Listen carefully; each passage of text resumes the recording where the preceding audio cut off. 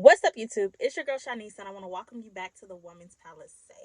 Okay, maybe I need to change y'all name and give y'all some names because YouTube is just not giving anymore.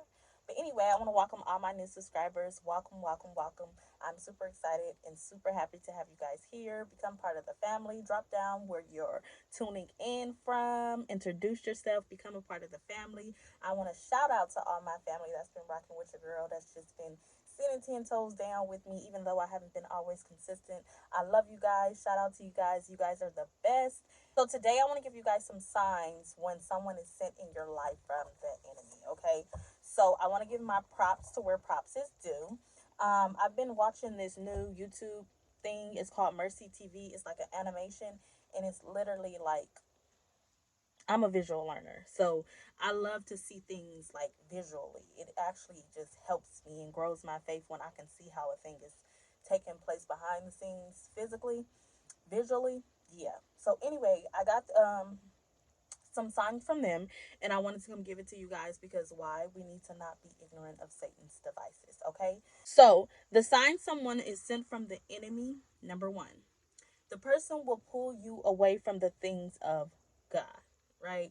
The self explanatory, the word of God, your assignment is always going to be something. They're going to try to convince you, oh, it ain't that deep, right? I always hear that. It ain't that deep.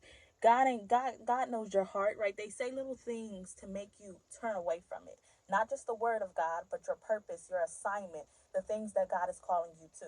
So make sure you take note of that. If a person is not pushing you to God, they are pushing you away from God. Therefore, they're not sent from God. Okay. So number two, keep you from following the will of God for your life and attempt to convince you against God's will. So, self-explanatory again, right? The example that I can think of, a lot of people are called to write books from God, right? And you'll do one book, God call you to do another book. Sometimes these people will get, don't you think you've done enough already?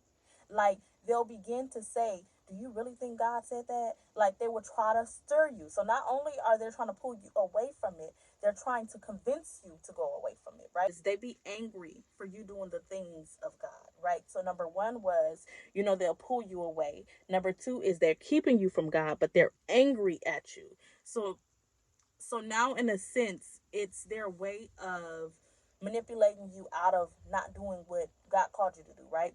I'm going to be angry with you. I'm going to be mad at you, so you not going to want to do it. Cuz sometimes depending on who you are as a person, sometimes we don't always want that confrontation, right? Now we should, because we are walking with Christ, but sometimes we can have this sense of I don't want to deal with their attitude. Let me not just do it, or do it not in front of them. Now you are compromising in the sense of not doing what God called you to do because you don't want to deal with their anger, you don't want to deal with them. So guess what? You just don't do it around them, and then you slowly but surely not do it at all, right? Okay. So one and two kind of go hand in hand, but it's still a sign to be able to help you understand, okay, this person is not sent from God, because a person sent from God is going to help me move forward in the things of God.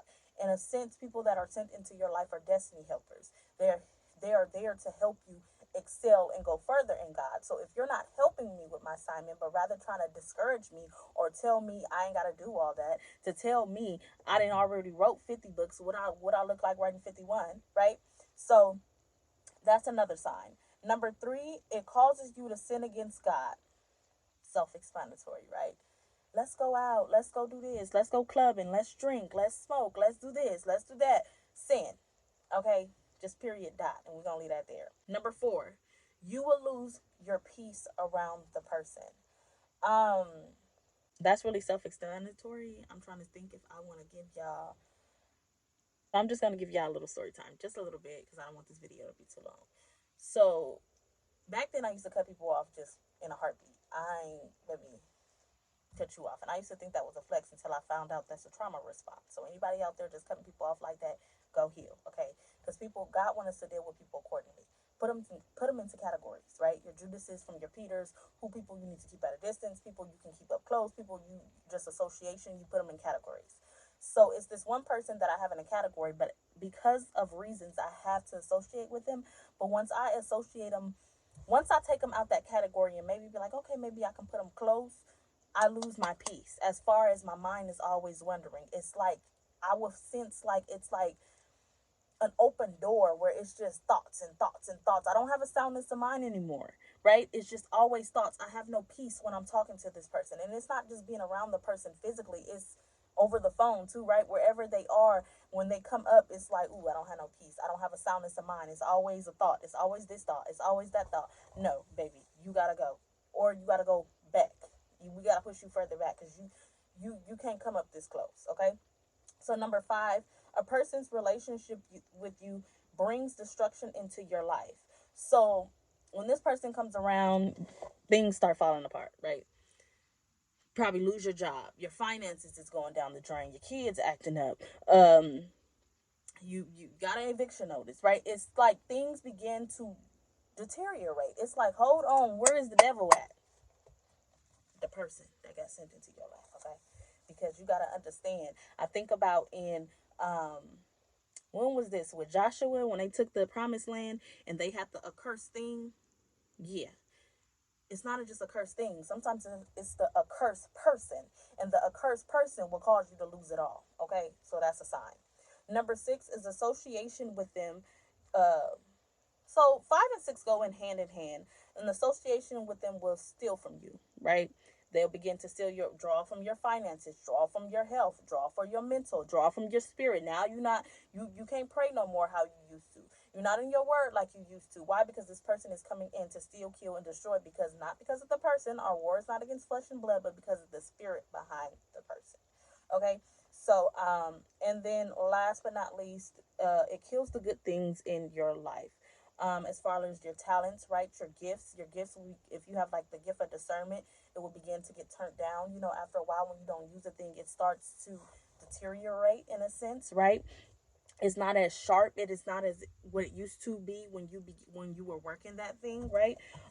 So it just kills the good things that God has um giving you, the gifts of God, right? It even kills your walk with God. You're no longer walking with God. You're no longer listening to your word as much. You're no longer praying and fasting as much. Why? Because you have this accursed thing in your life that is distracting you and opening up doors and keeping you distracted, that you don't realize that the enemy sent somebody that looks good into your life to do all these things, right? So these are just a few signs. They're not every sign. I just wanted to give you guys some signs, some cues that if any of these things that are taking place in your life, baby, run, okay? Because it's not sent from God. So with all that being said, those are just a couple signs that someone is sent in your life from the enemy. Take them down, jot them down, and evaluate your life, okay? So I'll be back with another word this week, God willing, to give you guys a juicy, juicy, juicy teaching that God gave me revelation on, okay? So I want you guys to go out and be a light in this dark world. Until next time.